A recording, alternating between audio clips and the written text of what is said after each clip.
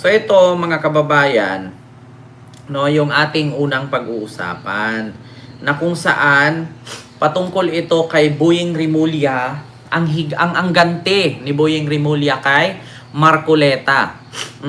Mga kababayan, kung naalala nyo po, no, naalala nyo po, pinag-initan po ni Marcoleta itong si Boyeng noong ito'y nag-apply pa lang bilang ombudsman at question nga niya itong 6 billion na hinihinging budget ni Boyeng Rimulya para sa ombudsman at sa taong 2026, no, next year.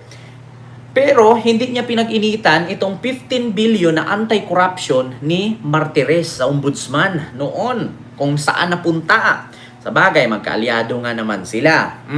So ngayon mga kababayan, gumanti itong si Boyeng. Alam nyo ba kung ano ang ganti ni Boyeng? Eto na.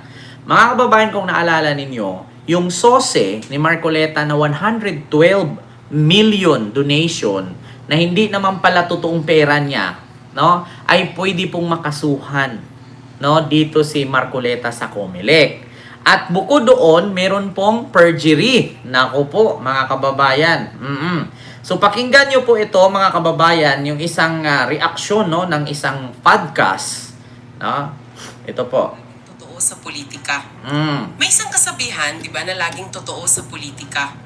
Bilog ang mundo.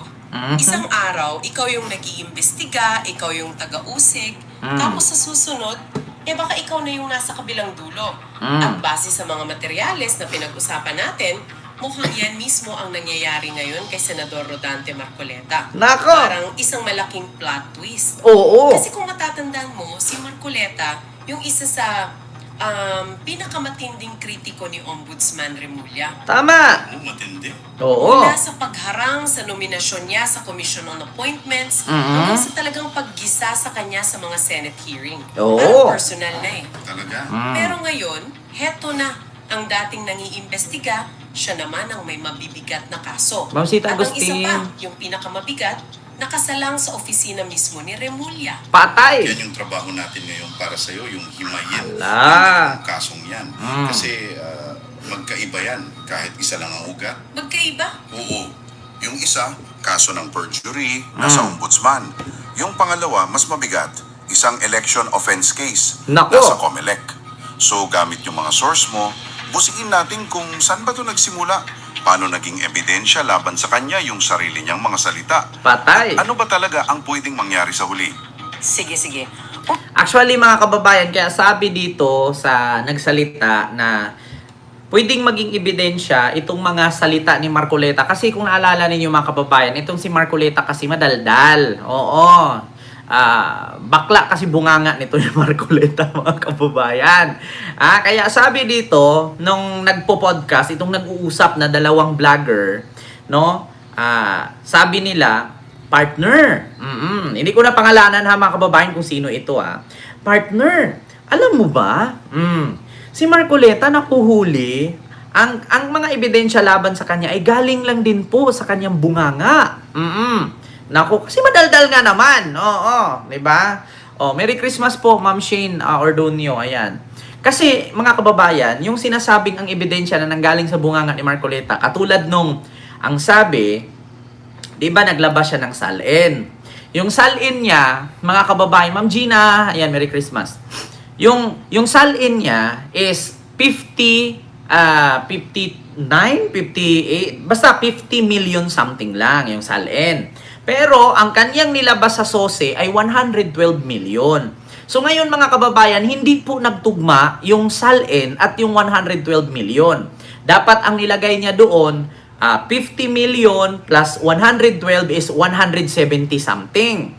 Tapos tsaka na niya dinidak doon yung kanyang tawag doon yung kanyang campaign, yung nagastos noong eleksyong 2025, nung last midterm, yung May. Nung May, ngayon lang, yung kakapanalo niya lang. Ang problema mga kababayan, kaya nasilip po, Ma'am Chaicher, hello po. At kay Ma'am Che, hello po. Nasilip po ito mga kababayan kasi nga, bakit hindi sinali ni Marcoleta sa salin niya itong 112 million na ginamit niya nung eleksyon at dun sa 50 million na pera niya. Tapos mga kababayan, ang nilagay niya lang doon yung sasakyan na nagkakahalaga daw ng 11 million. Oo, tas wala man lang ari-arian, wala man lang bahay, wala man lang negosyo. Kaya nga ang tanong, bakit siya nakakuha ng ganyan kalaking pera? So ngayon mga kababayan, doon sa sosi niya, nagsisinungaling na siya doon. Kaya ito ay may possibility na magkakaroon siya ng kaso sa COMELEC. Tapos meron pa siyang kakaraping kaso na perjury. Nako po, may galab shoutout Ma'am Shane, Ate Parisiana ito. Ay, hello po sa iyo Ma'am Parisiana, no? Oh, at kay Mama Jorda. Ayan, Ma'am Nits Favilla Sapanta. Hello po. So ito, continue natin ha. Umpisahan natin sa mga numero. Kasi dito talaga nagsimula lahat ng gulo. Okay, tingnan natin yung SAL niya, yung Statement of Assets, Liabilities, and Net Worth. Patay. Yung deklarasyon ng yaman.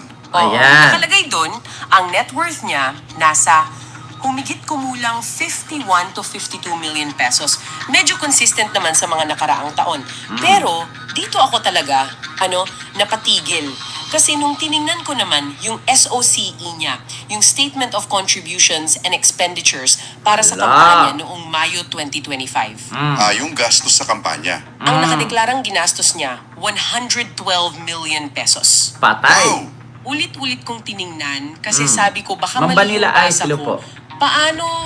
Paano nangyaring gumastos ka ng mahigit doble pa sa buong idineklara mong yaman para lang sa isang kampanya? Para Diba? O, diyan nagtaka. Ito pong mga nag-uusap na to mga kababayan is mga lawyer po ito ha. Hindi ko na po pangalanan, no? So ngayon mga kababayan, nagtataka sila bakit 112 million ang nagastos ni Marcoleta samantalang ang pera niya ay 50 million lang.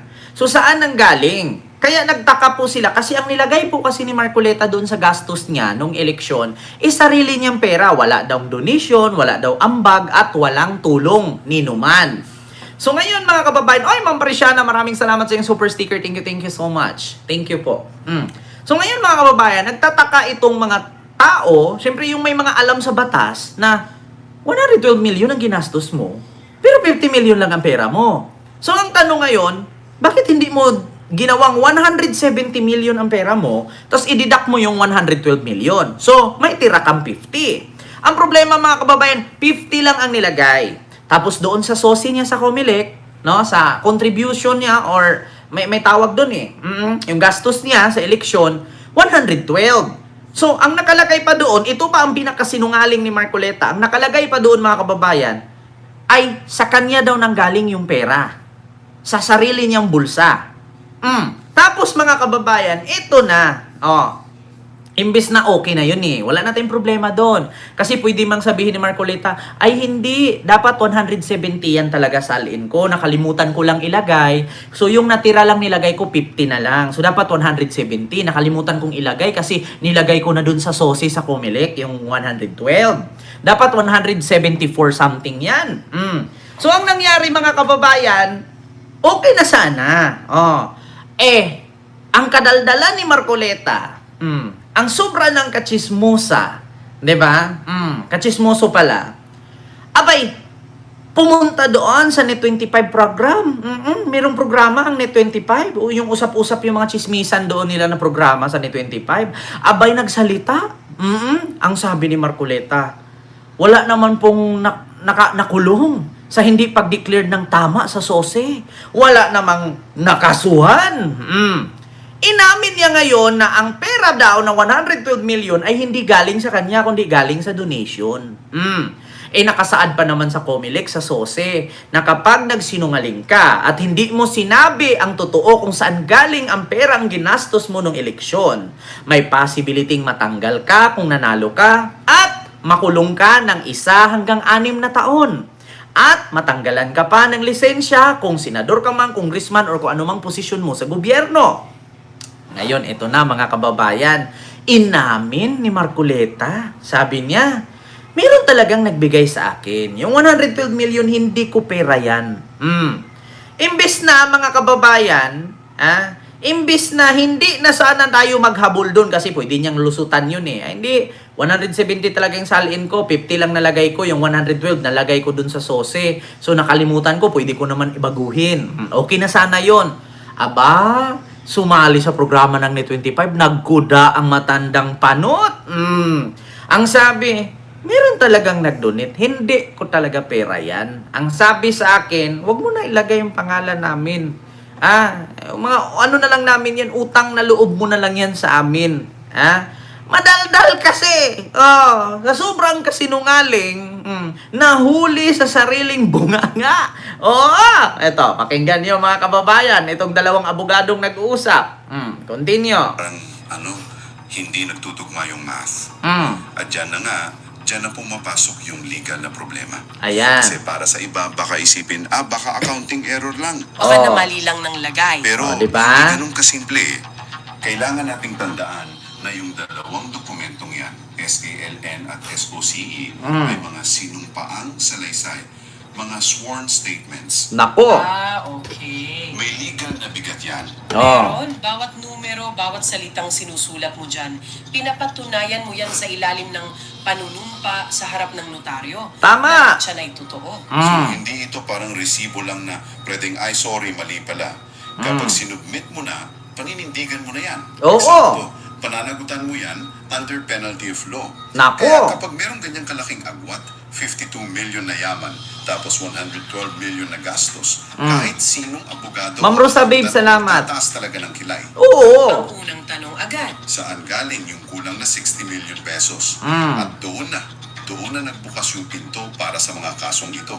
At Nako. dito na nga papasok yung sinabi mo kanina na yung sarili niyang mga salita yung nagdiin sa kanya. Kasi sa isang interview sa Net25, Ayan. Detayado sa mga source mo, Oo. tinanong siya mismo tungkol dito.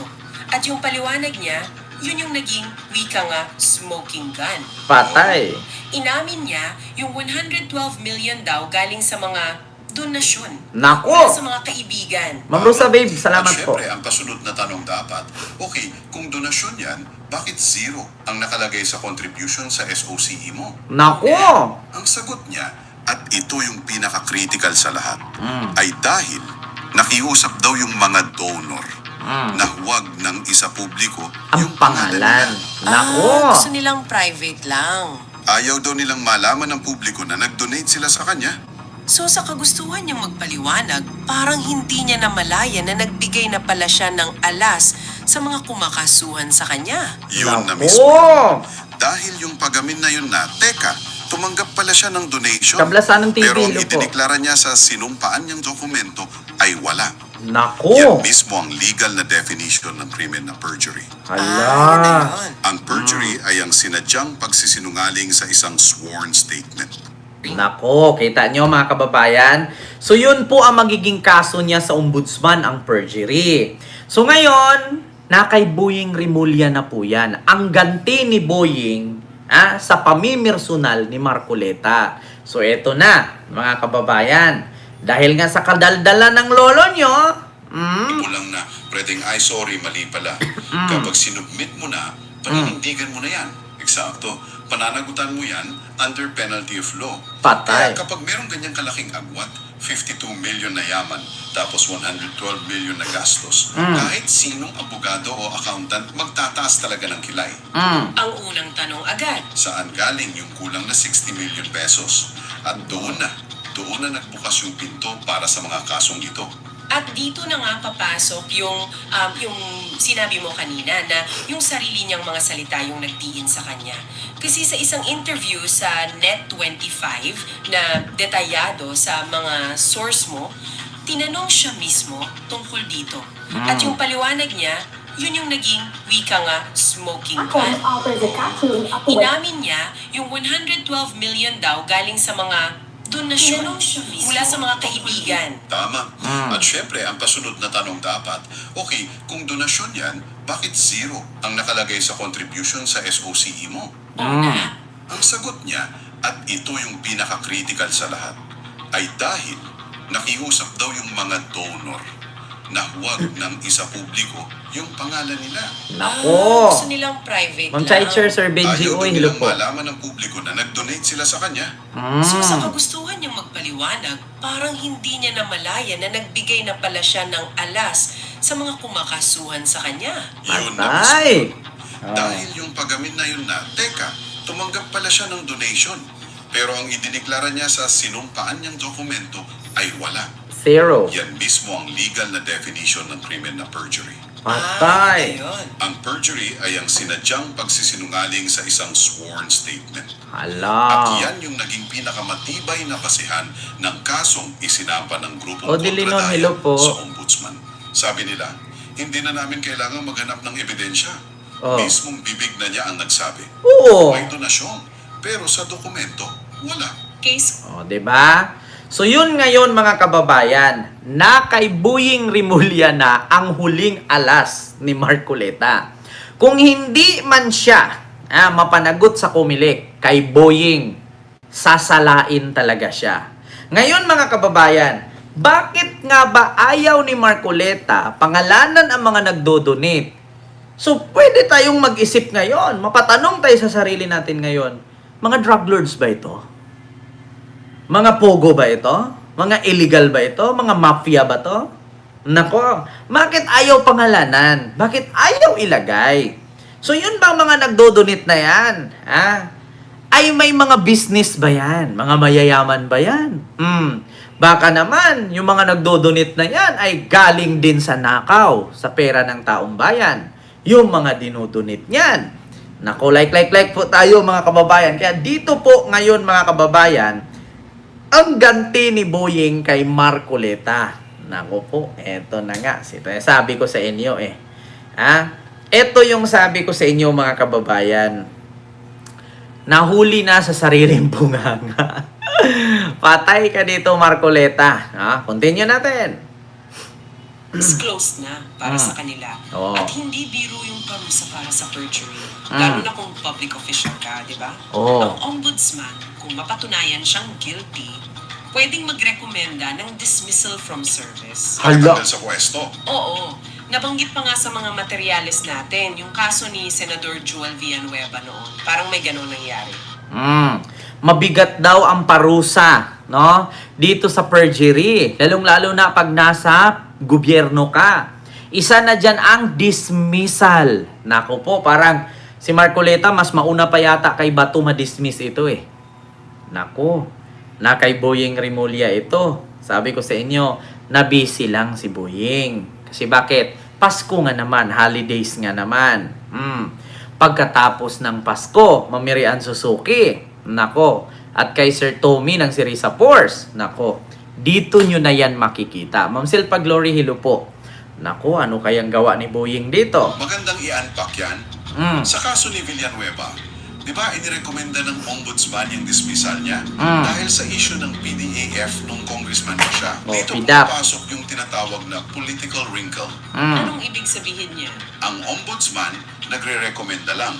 Pero dahil si Marcoleta ay miyembro ng Kongreso, ang Senado mismo, bilang isang co-equal branch of government, ang siyang magpapatupad o hindi magpapatupad ng dismissal. Patay. So, may isa pang layer ng politika. Ma'am Ana Amador, Hindi hello. automatic na pag sinabi ng ombudsman na tanggalin, tanggal na agad siya. Hindi. Magiging isang malaking pagsubok yan para sa Senate leadership. Susundin ba nila ang rekomendasyon ng isang constitutional body o ipagtatanggol nila yung isa sa kanila? Detaya.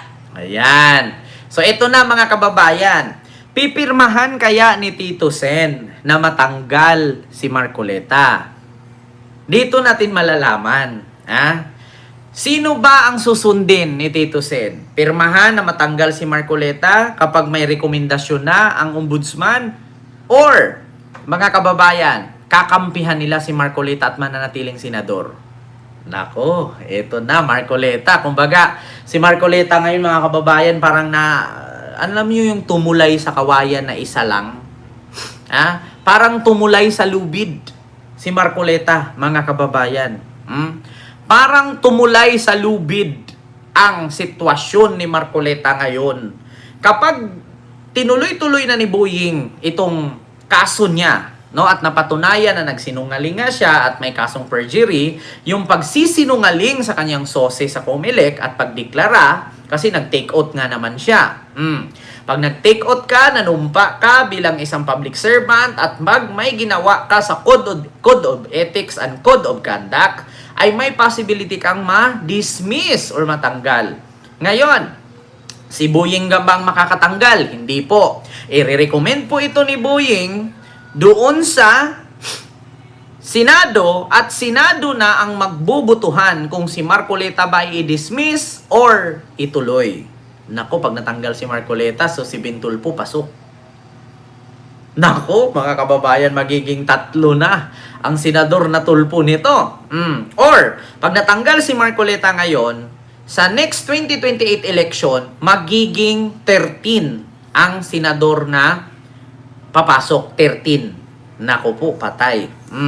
So, si Marcoleta ngayon, mga kababayan, sa madaling salita, parang tumulay siya. 'Di ba? Totoo, ganun pala 'yon. Oo, Maria Fi Palisok, walang makukulong na senador 'yan. Yan ang totoo. Sabi ni Rinaldo C. Wala talaga makulong. Pero ang problema, may madidismiss. Pero alam mo, sa totoo lang si Rinaldo C, wag kang manguna. Sinabi mo, walang senador makukulong. Kumusta si Angara? Galit na galit si PBBM. DepEd Secretary, tas bilyon-bilyon pala insertion. Nako, umiinit ulo ni BBM ngayon. According sa aking mga biik na walang puwet, galit na galit ang junior. Hala, nako. Bukod dyan, may senador pang sangkot sa flood control. Nandyan si Chis Escudero. Nandyan si Joel Villanueva. Nandyan pa si Bato. Nako.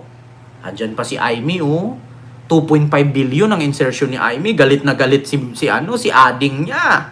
Umiinit ang ulo ni Ading. Nako.